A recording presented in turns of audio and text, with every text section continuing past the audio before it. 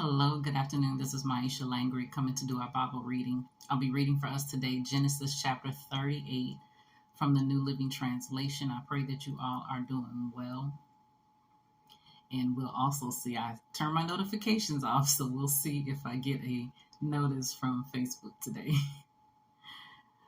So, Genesis 38. About this time, Judah left home and moved to Adullam, where he stayed with a man named Harah. There he saw a Canaanite woman, the daughter of Shua, and he married her. When he slept with her, she became pregnant and gave birth to a son, and he named the boy Er. Then she became pregnant again and gave birth to another son, and she named him Onan. When she gave birth to a third son, she named him Shelah. At the time of Shelah's birth, they were living in Kezib. In the course of time, Judah arranged for his firstborn son Er to marry a young woman named Tamar. But Er was a wicked man in the sight of the Lord, in the Lord's sight. So the Lord took his life. Then Judah said to Er's brother Onan, "Go and marry Tamar, as Allah requires of the brother of a man who has died. You must produce an heir for your brother." But Onan was not willing to have a child who would not be his own heir. So whenever he had intercourse with his brother's wife, he spilled the semen on the ground. This prevented her from having a child who would belong to his brother. But the Lord considered it evil for Onan to deny a child to his dead brother, so the Lord took Onan's life too. Then Judah said to Tamar, his daughter-in-law, "Go back to your parents' home and remain a widow until my son Shelah is old enough for you to marry, or old enough to marry you."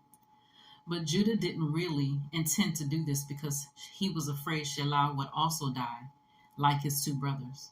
So Tamar went back to live in her father's home. Some years later, Judah's wife died. After the time of mourning was over, Judah and his friend Harah, the Adullamite, went up to Timnah to supervise the shearing of his sheep. Someone told Tamar, "Look, your father-in-law is going up to Timnah to shear his sheep." Tamar was aware that Shelah had grown up, but no arrangements had been made for her to come and marry him. So she changed out of her widow's clothing and covered herself with a veil to disguise herself. Then she sat beside the road at the entrance to the village of Enaim, which is on the road to Timnah. Judah noticed her and thought she was a prostitute, since she had covered her face. So he stopped and propositioned her. "Let me have sex with you," he said, not realizing that she was his own daughter-in-law. "How much will you pay to have sex with me?" Tamar asked. "I'll send you a young goat from my flock," Judah promised. "But what will you give me to guarantee that you will send the goat?" she asked. "What kind of guarantee do you want?" he replied. She answered, "Leave me your identification seal and its cord and the walking stick you are carrying." So Judah gave them to her. Then he had intercourse with her, and she became pregnant. Afterward, she went back home, took off her veil, and put on her widow's clothing as usual. Later, Judah asked his friend Harah, the Adullamite, to take the young goat to the woman and to pick up the things he had given her as his guarantee. But Harah couldn't find her.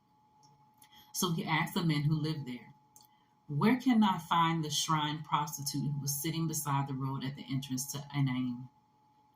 "We've never had a shrine prostitute here," they replied.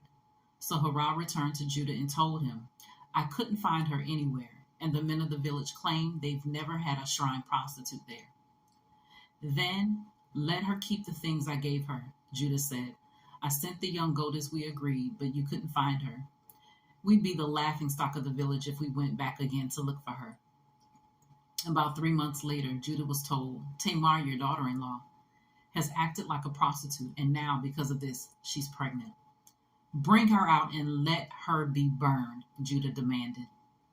But as they were taking her out to kill her, she sent this message to her father-in-law: "The man who owns these things made me pregnant. Look closely. Whose seal and cord and walking stick are these?"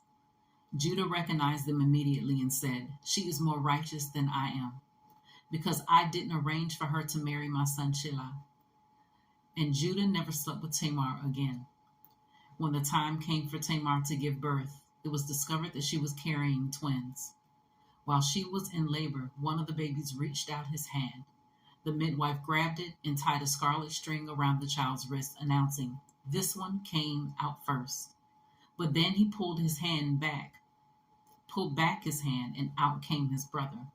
"What?" the midwife exclaimed. "How did you break out first?"